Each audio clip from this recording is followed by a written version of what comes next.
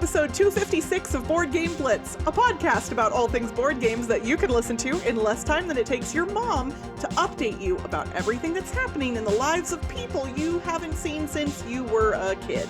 What? Yeah, I totally remember Shirley and Larry. Board Game Blitz is sponsored by Gray Fox Games. This week, we're traveling back in time. First, we discuss a couple games we've played recently, Cozy Stickerville, Unlock Short Adventures, and Builders of Baldur's Gate. Then, we reminisce about some of the board games we played when we were kids. And now, here are your hosts, Ambie and Crystal.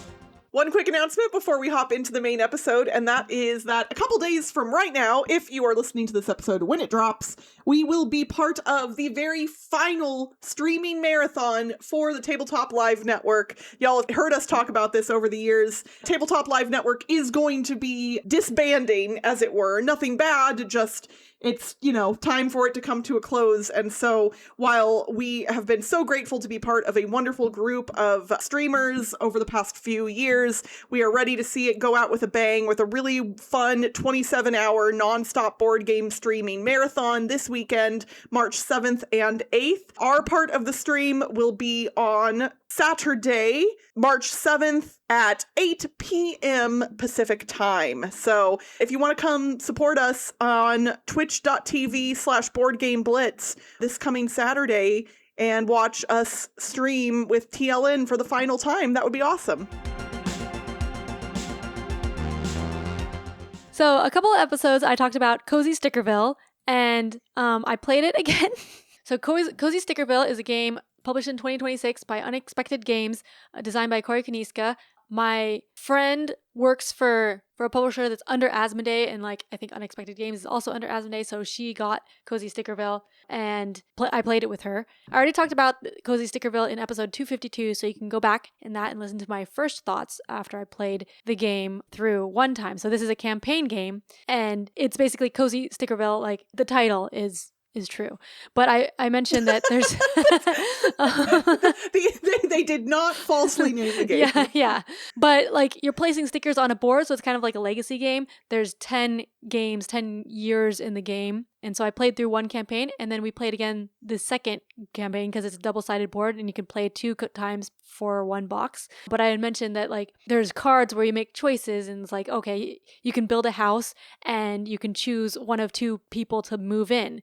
And so if you play the first time, you choose people A, then they get covered up for the second year. So you don't really have that choice anymore.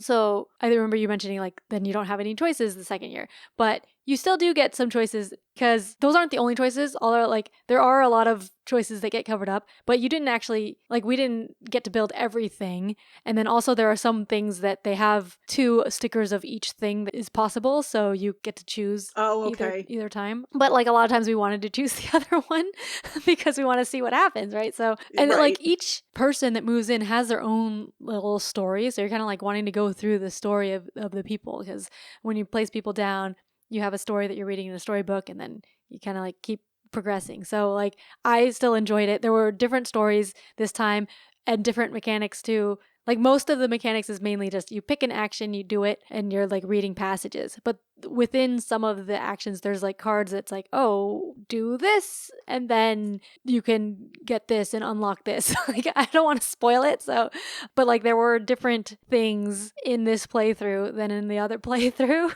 So there were still some surprises and stuff, which was neat. And I really enjoyed Cozy Stickerville. It's not something I would have liked, or maybe I would have. Because I think the thing that it most reminds me of is Tales of the Arabian Nights, because that was also a casual story-driven game, but that was competitive and could get frustrating. When is the new version of that coming? Is that already out? I have no idea.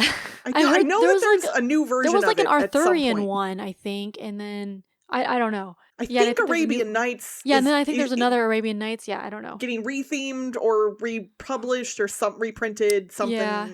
And people listening to this right now are screaming it's this, but they can't tell us. So we don't know still. Yeah, but I remember that had problems with like sometimes you would just get stuck. Like you can't do something if you have a certain condition, then like you're stuck doing this bad thing. So with Cozy Stickerville, there's more choices. It's more like you just pick something, see what happens, and unlock things. It's lots of stickering, getting stickers. So there's this sticker book. Now I can show the sticker book. My friend gave me the sticker books so that my kids could play with the stickers because there's leftover stickers. After 2 playthroughs, we've used a lot of the stickers, but there's still a lot left. But like there's 12 pages of stickers. I'm just flipping through on YouTube. Here, this page, we've used a lot of the stickers. Basically, you place them on the board. But there's still some left. My kids are going to play with them. My friend is going to give me another copy of the game so I can play it with my kids. So I could ask, do you like this game? But I'd say the answer is pretty obvious. Yeah, this is like, it doesn't seem like something that I would usually recommend. Like it's weird that I like it, I think, but I think also it's more like a cooperative, like just reading. It's very cozy. It's more of like a just hanging out with your friends and reading and making a story together kind of, or like reading a story together, very casual. And so it's not like if you want to have like a, heavy game, putting your wits against anything, like each other or the game, like then this is not, Cozy Stickerville is not like that type of game. It's like if you want to relax and just have a nice time playing a game and chatting and that type of game. So I mean, in this economy, I'd say we could all use an experience like that. Yeah. But yeah, I think I'm excited to play it with my kids because I'll just read all the stories to them. Like when you play with other people who can read, you're reading to the person to your left when it's their turn, but I'm just going to read all of it then, and then they make decisions, and they like stickers a lot. So everything you do is basically placing a sticker, and that's a lot of fun too. I mean, I like that a lot. So now we've talked about your kids though in the past wanting to do like all of the things kind of right away. So do you think they will struggle at all with like they have to wait to do some of the like are they going to want to just keep stickering things, do you think? I think they might be able to, like they'll know that the rules of the game like need to be followed. I think they'll be fine with that, hopefully. And also, I mean, we have this other one with more stickers in case they want to just sticker randomly other things. That's true. So, yeah, they can do that. I'm going to be playing Cozy Stickerville at Dice Tower West, so I will get to try it. I will get to try it soon. Yeah. Based on how you've described it, I'd be shocked if I didn't like it. And then, speaking of playing games with my kids, I also wanted to mention that I've been playing a lot of Unlock Short Adventures. Unlock is an escape room series. We've talked about it before, but it's a deck of cards and then an app that you use on your phone to do escape rooms with different stories and stuff, and you're combining cards by adding up numbers and finding the card with that number. But they're all different, and they have a new series, or I guess it's like not new now, it's been like 5 years, but they have short adventures, Unlock Short Adventures, and usually the unlocks are like 60 minutes long, there's a timer, but the short adventures are 30 minutes long, and they're like half the size, but they're still similar mechanically. So I've been playing the short adventures with my kids actually, because they really like escape room games, and I've been looking for ones to play with them, and the short adventures are good because they're short. Like, I don't always have an hour to play with my kids. Like, I did try playing an exit with them, but we had to split that up into 2 sessions because like I had to go do dinner or whatever. And so with Unlock, because of the app, like you have to do it all in one sitting. So like I'm not sure if I'll play a full Unlock with them anytime soon. It would have to be a weekend, but with the short ones, I can play it on a weeknight. It's just 30 minutes, and that's a lot easier to fit in than an hour. So yeah, I've been enjoying the Unlock Short Adventures. These also, my friend has been getting them, and I'm borrowing them from her. So I'm getting them for free. I don't actually know how much they cost. So, but I mean, I love escape rooms, so like I buy them all anyway, probably. Well, I'm glad to hear you are enjoying them.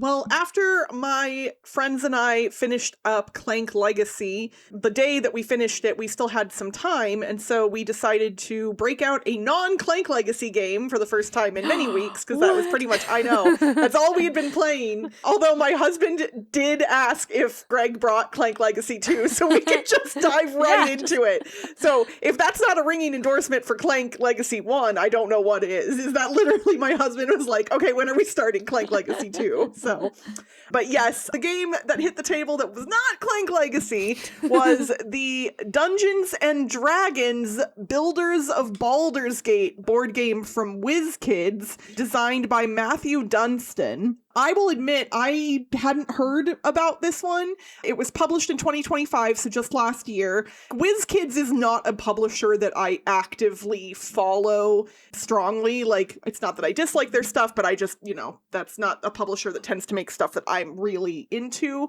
But I do like the Dungeons and Dragons world, and I played, like many people, the Baldur's Gate 3 video game. So when I saw, I was like, oh, it's a Baldur's Gate board game. Like, I was like, I'll know some of those references because I just did that video game a couple years ago because I haven't played it in a D&D campaign in many years now. So Builders of Baldur's Gate is essentially a worker placement / engine building / area control-ish game where the map is divided up into a number of sections. Those sections are they are color-coded, and I think numerically they're numbered as well. And everybody starts off on their own section of the board, and then when it is your turn, you can do one of 3 different things.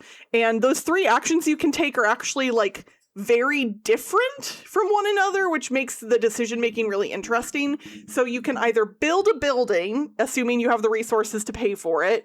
You can send a worker out onto the board into one of the available worker spots, or to any of the worker spots, because you can kick somebody off of one if they're already on there, or you can collect income. When you're building buildings out of your hand, you pay the resources and then those buildings go in front of you in a line.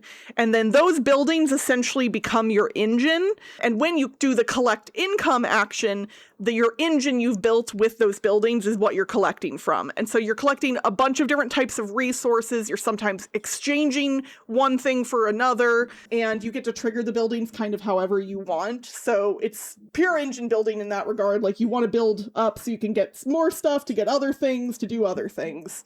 And you get those resources sometimes originally by sending a worker out onto the board, but you only have a single worker. That's it. You have one pawn that you can send out.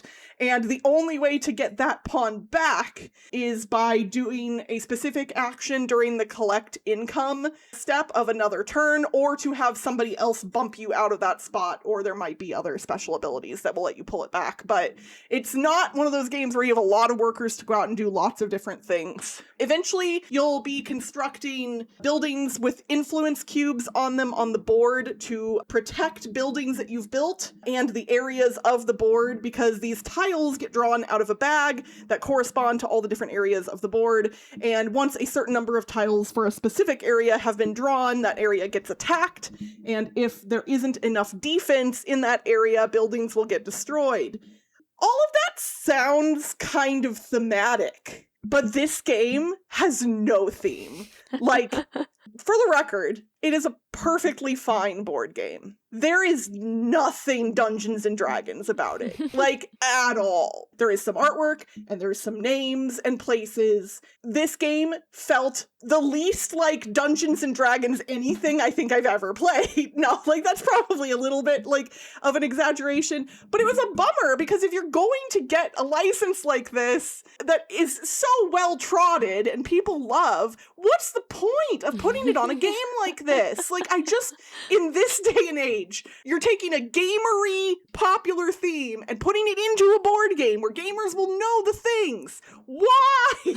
Like, I'm very frustrated by how it is not thematic at all. There's, like, I could keep describing the game to you, but, like, it's a very fine worker placement, engine building, area control-ish. There was nothing about this game that made me be like, ooh, that's neat, or ooh, that's novel. Like, all of it was just, okay.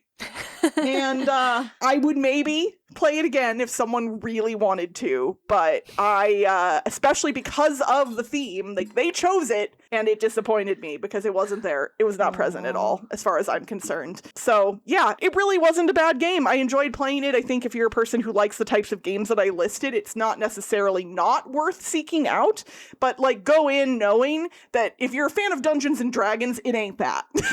Like, it's not. It just isn't. So, that is the Dungeons and Dragons Builders of Baldur's Gate board game. Ambie, Ambie, I would say there's a lot of stuff going on in the world that is kind of stressful. So this week, we're not going to have a deep, thoughtful conversation about, geopolitical whatevers in board gaming. We're just going to talk about some of our favorite board game memories from childhood, which we've discussed on and off, a few times over a variety of episodes, but I don't think we've ever just done that. And hopefully we'll be able to give everybody a few laughs or some warm fuzzies with some of our stories from when we were little. Yeah, I don't know. It's hard to remember specific stories for me, but maybe as we're talking, I'll think of some. But we played a lot of board games as a kid. I think we had the game night every Friday. Maybe it was another day, or maybe it was more. I don't remember. And we had a game closet.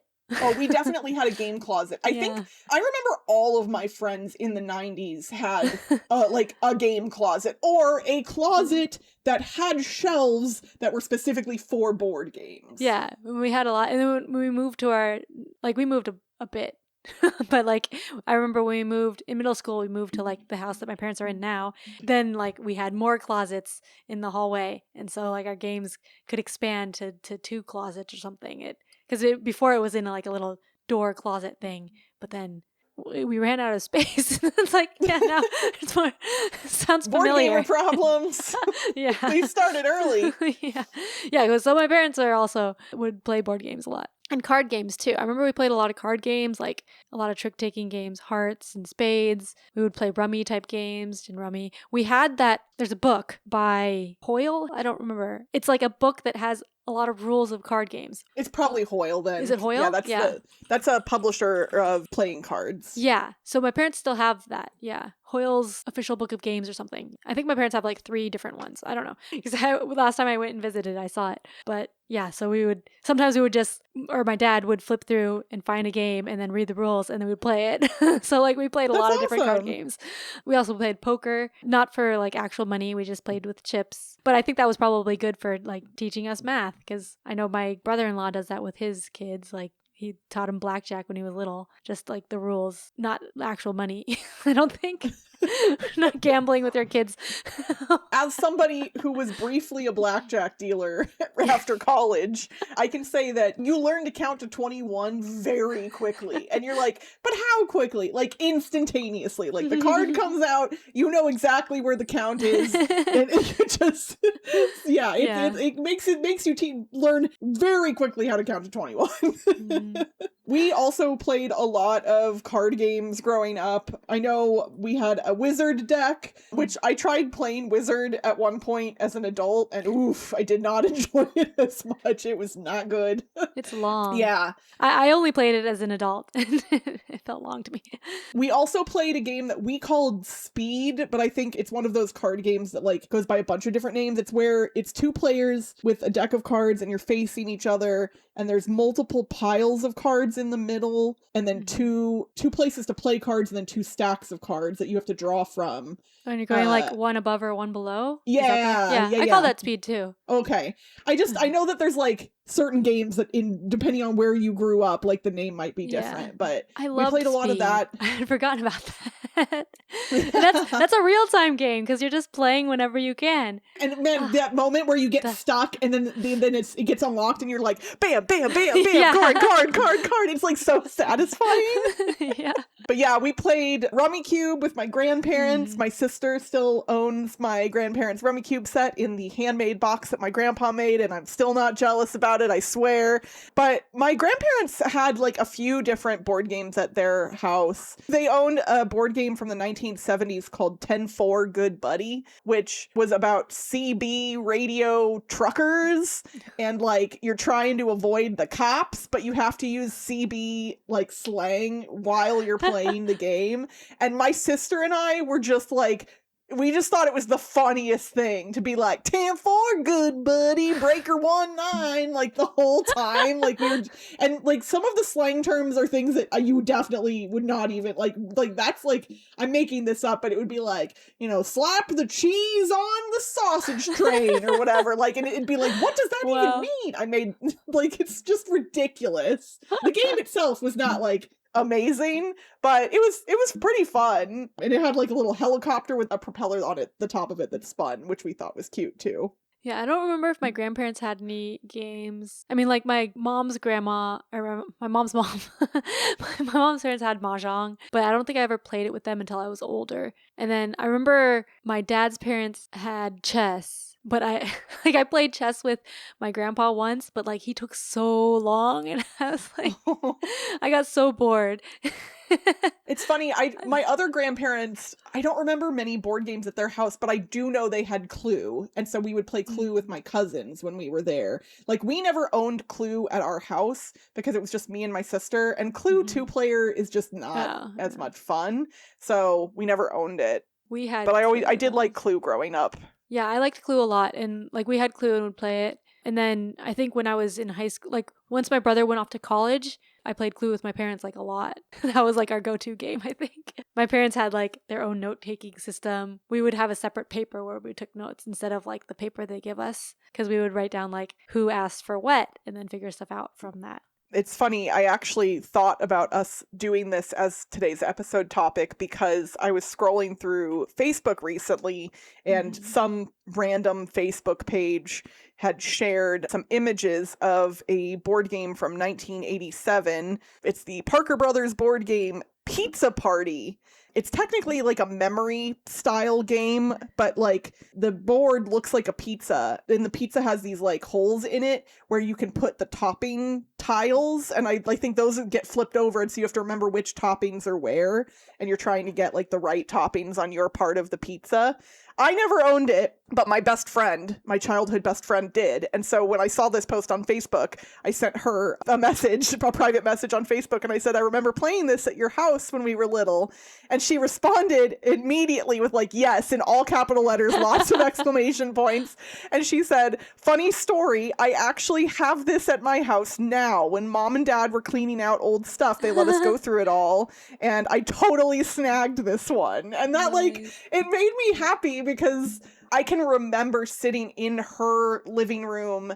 I can remember like us like ordering pizza like with her family probably on a Friday night and playing the Pizza Party game and drinking Pepsi. I don't know why it was always Pepsi at their house, but like if we got soda, they always were a Pepsi house, not a Coke house. And I don't know why I remember that, but it was somehow like they always had Pepsi. Yeah. I mean, she was my best friend from like literally the time I was born until late middle school. And the only reason we kind of drifted away at that point is because she was a year older than me. And so once she went to high school, you know, it got more complicated. But she and I, to this day, still like, you know, message each other occasionally. And whenever I'm in town, we see each other. And yeah, it's just nice to have lovely board game memories with friends from that long ago that they still remember them fondly too.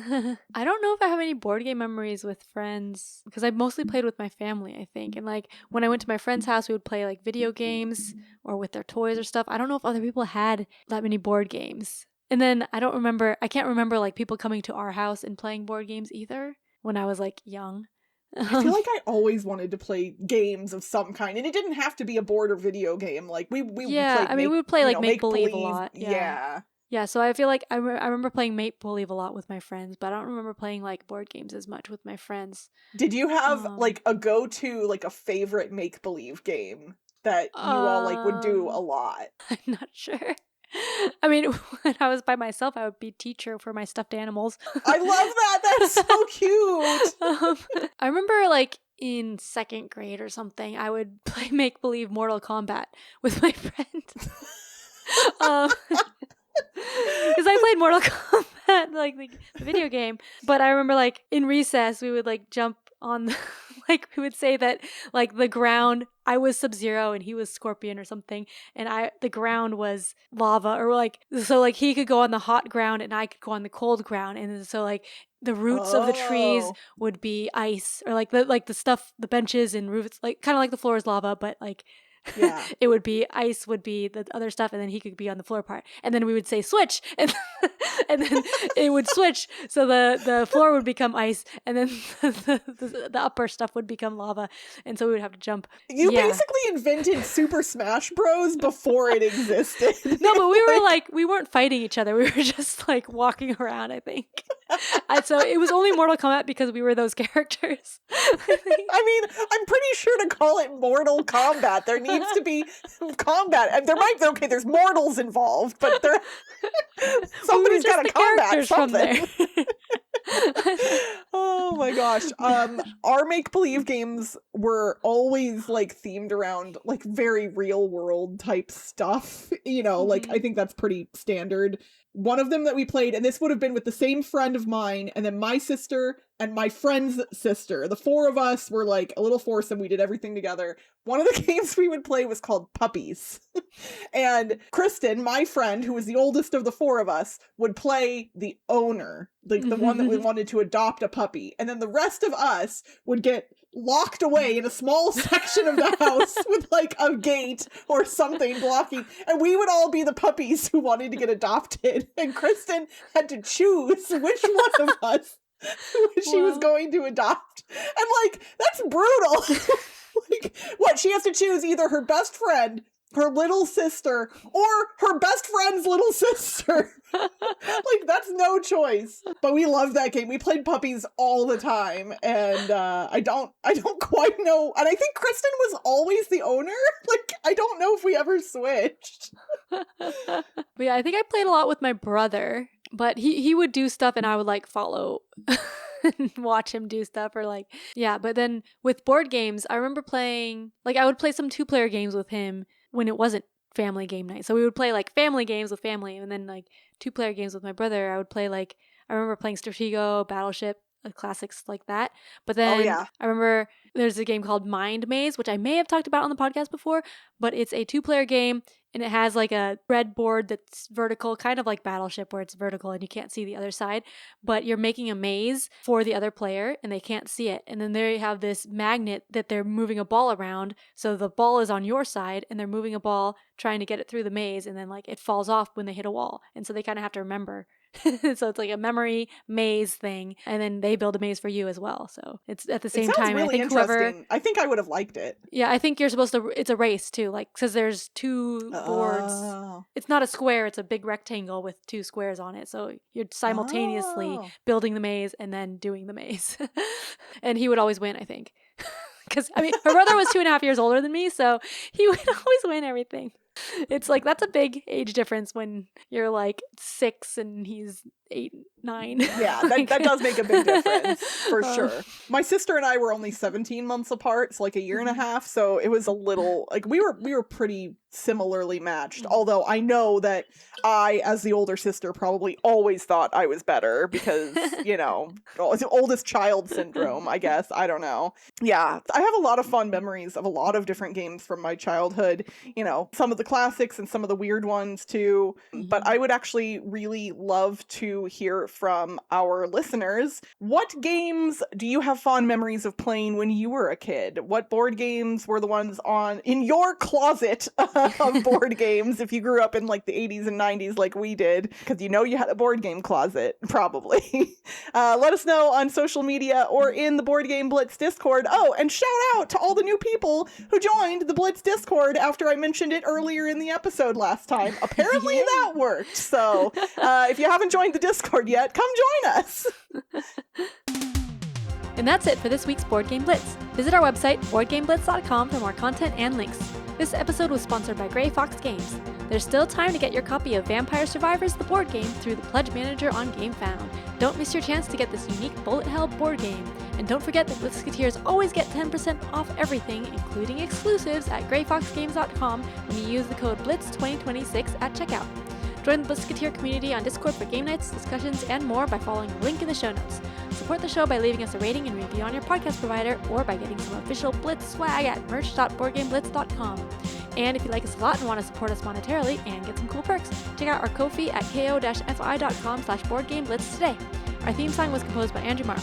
Until next time, and I'm here to remind you of the points you lost when you played that way. Bye, everyone! Bye!